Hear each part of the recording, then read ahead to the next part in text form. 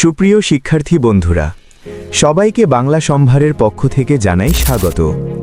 প্রতিনিয়ত বাংলা সম্ভার বাংলা ভাষা, সাহিত্য, ব্যাকরণ এবং বাংলা শিক্ষাকে সহজ সরল করার লক্ষ্যে নিয়মিত কাজ করে যাচ্ছে।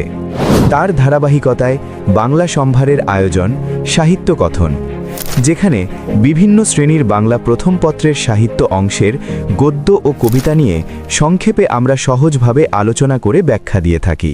আজকে আমাদের আলোচনার বিষয় কাজী নজরুল ইসলাম রচিত বাংলা একাডেমি থেকে প্রকাশিত নজরুল রচনা সমগ্র ১ থেকে নেওয়া নবম দশম শ্রেণীর উপেক্ষিত শক্তির উদ্বোধন প্রবন্ধটি।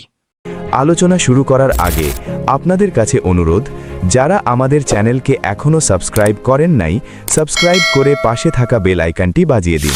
আজ আমরা কাজী নজরুল ইসলামের এমন একটা লেখা নিয়ে কথা বলবো, যেটা শুধু একটা প্রবন্ধ না, এটা যেন একটা জাতির ঘুমন্ত বিবেককে নাড়িয়ে দেওয়ার মতো একটা ধাক্কা। চলুন দেখি কি বলেছিলেন তিনি। আর এই আগুন ঝরানো কথাগুলো কার? আমাদের কাজী নজরুল ইসলামের। আমরা তাকে বিদ্রোহী কবি বলেই চিনি, তাই না? কারণটা তো সহজ। সামাজিক অবিচার হোক বা পরাধীনতা, তার কলম কিন্তু কখনো চুপ করে থাকেনি। তো নজরুলের লেখায় আসলে কি বলতে চেয়েছেন?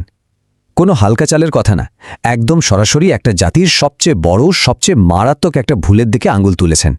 একটা জরুরি সতর্কবার্তা বলতে পারেন। ভাবা যায়, নজরুল কিন্তু লেখাটা শুরুই করছেন নিজের কথা দিয়ে না, করছেন রবীন্দ্রনাথ ঠাকুরের এই অসাধারণ লাইনটা দিয়ে। আর এই একটা লাইনেই যেন পুরো লেখার মূল সুরটা বাঁধা হয়ে গেছে। এই প্রবন্ধের একেবারে গোড়ার কথাটা কি? খুবই সোজা আর স্পষ্ট। একটা দেশের জাগরণ মানে আসল উন্নতি তখনই সম্ভব যখন সবাইকে নিয়ে একসাথে এগোনো যায়। দেশের যে মানুষগুলোই এর ভিত্তি, তাদেরকেই যদি আমরা অবহেলা করি, তাহলে এই জাগরণের ডাকটা তো একটা ফাঁপা আওয়াজ ছাড়া আর কিছুই না, তাই না? নজরুল একটা দারুণ হিসাব দিয়েছেন। তিনি বলছেন, দেশের মোট শক্তির 10 আনা মানে 16 আনার মধ্যে 10 আনা, যা কিনা অর্ধেকেরও অনেক বেশি, সেই সব মানুষদের হাতে যাদেরকে কিনা সমাজ ছোট লোক বলে একপাশে সরিয়ে রেখেছে। একবার ভাবুন, আমরা আমাদের আসল শক্তির সবচেয়ে বড় অংশটাকেই পাত্তা দিচ্ছি না। তো এই যে উপেক্ষা, এই অবহেলা, এটা আমাদের সমাজে একটা গভীর ক্ষত তৈরি করেছে। নজরুল ঠিক এই ক্ষতটাকেই চিহ্নিত করেছেন। এমন একটা বিভাজন যা আমাদের ভেতর থেকে একেবারে শেকড় থেকে দুর্বল করে দিচ্ছে। আর এই বিভাজনটা বোঝানোর জন্য নজরুল দুটো শব্দ ব্যবহার করেছেন যা আমাদের সবার পরিচিত। একদিকে আছেন ভদ্রলোক, মানে সমাজের উঁচুতলার মানুষেরা, আর অন্যদিকে ছোট লোক, যাদেরকে এই ভদ্রলোকরাই ছোট করে দেখে। নামটাও তো তারাই দিয়েছে। আর এই দুই শ্রেণীর মধ্যে তফাৎটা আকাশ পাতাল। একদিকে তথাকথিত ভদ্রলোক, যাদের মধ্যে আছে অহংকার, আছে ক্ষমতার দম্ভ, আর অন্যদিকে সেই উপেক্ষিত মানুষগুলো, নজরুল যাদের বলছেন, ওদের অন্তরটা কাঁচের মতো পরিষ্কার, কিন্তু কোনো সুযোগ না পেয়ে তাদের ভেতরের সব সম্ভাবনাগুলো দম বন্ধ হয়ে মরে যাচ্ছে। এই লাইনটা মানে এটা বুকে এসে লাগে।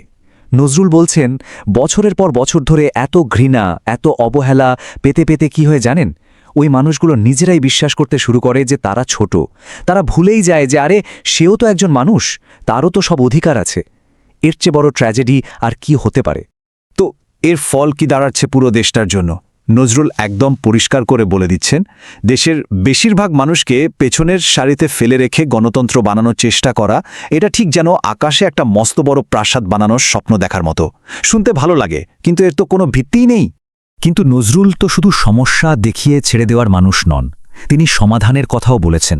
চলুন এবার শুনি এই গভীর ক্ষত সারানোর জন্য তিনি কি পথের কথা বলছেন।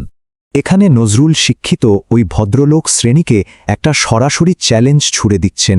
তিনি যেন জিজ্ঞেস করছেন, আপনারা তো দেশের দুঃখ দুর্দশা নিয়ে অনেক সুন্দর সুন্দর কথা বলেন, চোখে জলও আনেন, কিন্তু আসল কথা হলো মাঠে নেমে কাজ করার মতো শক্তি বা সাহস কি আছে? এই কঠিন প্রশ্নের উত্তরও কিন্তু নজরুলের কাছে ছিল। তিনি তার সময়ে এমন একজনকে দেখেছিলেন যার মধ্যে এই শক্তিটা ছিল। কে তিনি? মহাত্মা গান্ধী, যিনি শুধু মুখে বলতেন না, নিজের কাজে করে দেখিয়েছিলেন কিভাবে একটা ঐক্যবদ্ধ দেশ গড়া যায়। তাহলে গান্ধীর জাদুটা কি ছিল? নজরুল বলছেন তার পদ্ধতিটা ছিল খুব সহজ কিন্তু অসম্ভব শক্তিশালী। 1 নম্বর, তিনি সাধারণ মানুষের সাথে একেবারে মন খুলে মিশে যেতেন। 2, তাদের কষ্টটাকে নিজের কষ্ট বলে মনে করতেন। 3, কোনো বাজবিচার না করে সবাইকে ভাই বলে ডাকতেন। আর সবচেয়ে বড় কথা 4 নম্বর, নিজের পদমর্যাদা, নিজের স্ট্যাটাসের সব অহংকার ঝেড়ে ফেলে দিয়েছিলেন। আর এর ফলটা ছিল অবিশ্বাস্য। নজরুল বলছেন, ওটা ছিল ডাকার মতো ডাকা, মানে একেবারে মন থেকে আসা একটা ডাক। আর তাই তো জাত ধর্ম বর্ণ সব ভুলে গিয়ে গোটা ভারতবর্ষের মানুষ তার দিকে ছুটে এসেছিল। কারণটা খুব সহজ, এর আগে এত আপন করে এত মন থেকে তাদের আর কেউ ডাকেনি। তো গান্ধী যেটা পেরেছিলেন সেটা হলো এই উপেক্ষিত শক্তিকে জাগানোর শুরুটা করতে। এখন দেখা যাক এই শক্তির আসল ক্ষমতাটা ঠিক কতটা। নজরুল বলছেন এটা একটা ঘুমন্ত দৈত্যের মতো, আর এই দৈত্য যদি একবার জেগে ওঠে তাহলে কি হতে পারে। নজরুলের বিশ্বাস ছিল একেবারে ইস্পাতের মতো।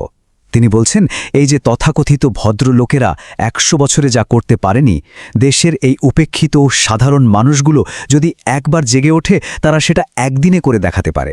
ভাবা যায়? এটাই হলো আসল পিপলস পাওয়ার। তাই নজরুল সরাসরি ডাক দিচ্ছেন, আহ্বান জানাচ্ছেন এই শক্তিকে জাগাতে হবে, কারণ তিনি নিশ্চিত ছিলেন যে এই মানুষগুলোই দেশে যুগান্তর আনবে, তারাই সব অসম্ভবকে সম্ভব করে তুলবে। প্রবন্ধের একেবারে শেষে এসে নজরুল আর কোনো তাত্ত্বিক কথা বলছেন না।